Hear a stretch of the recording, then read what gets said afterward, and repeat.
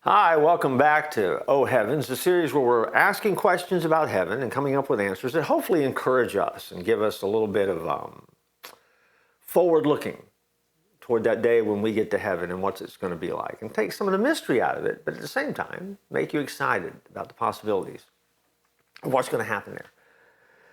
In a previous episode, we talked about you getting a new glorified body, and I talked for a moment about the fact, well, what do you do if you're cremated? I want to come back and I want to do a deeper dive into that, because that does bear a little bit of concern for a lot of people. You would be surprised at the number of times I've sat down with a family and the loss of a loved one. And inevitably, someone in the family will raise the issue. Well, we shouldn't cremate them because there's a new body coming. If we cremate them, that messes everything up. People choose cremation usually because of the cost element of it, and then the disposal of remains. There's an economy to it that makes sense. I'm not recommending you do one or the other. I'm just saying that's where we get to that moment. And so the question is, what if our earthly bodies are destroyed? Again, we talked about it last time. We're going to talk about it again. In 1 Corinthians 15, Paul writes this, "And what you sow, you do not sow that body that shall be, but mere grain, perhaps wheat or some other grain. But God gives it a body as he pleases, and to each seed its own body." Now, he's using an illustration here that usually when it's being taught by pastors, and I am one, so I can talk about it,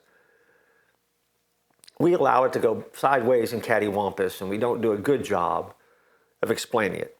Hopefully, this is not another one of those times. Paul is using an illustration here. If you put a kernel of corn in the ground and let it grow, the green stalk that comes out of the ground is not the kernel.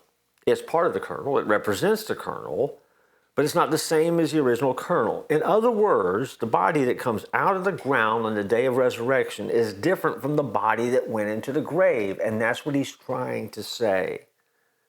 So, whether we have a body in the ground to be resurrected, or the body has been destroyed by fire or some other disaster, an incorruptible body will rise up and grow out of wherever that spot is that it comes from to meet Christ in the air on that day.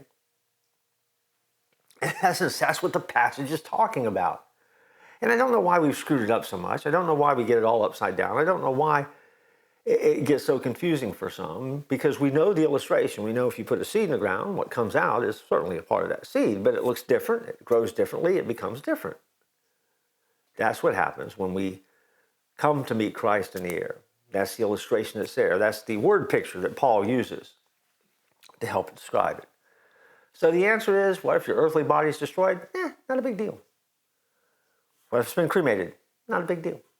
What if it's been destroyed in some kind of tragic accident? You don't even know what's left. Not a big deal. Because Jesus can take care of it all and will do exactly what needs to be done to get you that new body. It's that important to him, and you can rest in that. So we'll continue our discussion on heavenly kind of things in our next episode.